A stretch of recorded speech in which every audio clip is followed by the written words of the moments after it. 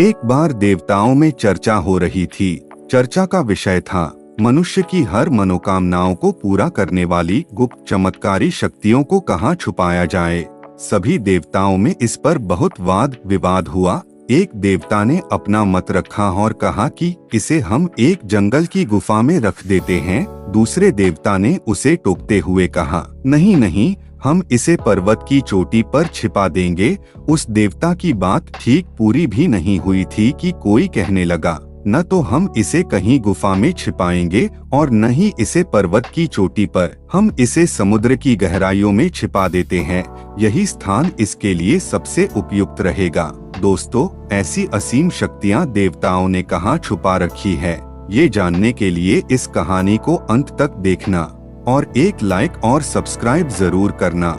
जब सबकी राय खत्म हो गई, तब एक बुद्धिमान देवता ने कहा, क्यों न हम मानव की चमत्कारिक शक्तियों को मानव मन की गहराइयों में छिपा दे, क्योंकि बचपन से ही उसका मन इधर उधर दौड़ता रहता है।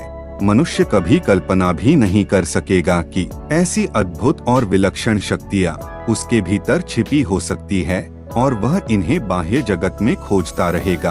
अतः इन बहुमूल्य शक्तियों को हम उसके मन की निचली तह में छिपा देंगे।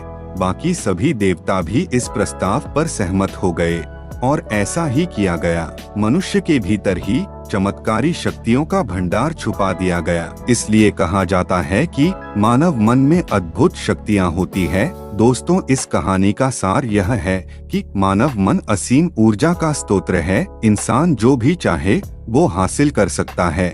मनुष्य के लिए कुछ भी असाध्य नहीं है। लेकिन बड़े दुख की बात है, उसे स्वयं ही विश्वास नहीं होता कि उसके भीतर इतनी शक्तियां विद्यमान है। अपने अंदर की शक्तियों को पहचानिए। उन्हें पर्वत, गुफा या समुद्र में मत ढूंढिए, बल्कि अपने अंदर खोजिए और अपनी शक्तियों को निखारिए।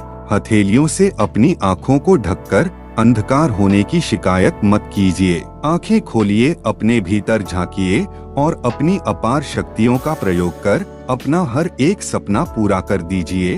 तो दोस्तों, कहानी कैसी लगी, ये कमेंट करके जरूर बताइएगा।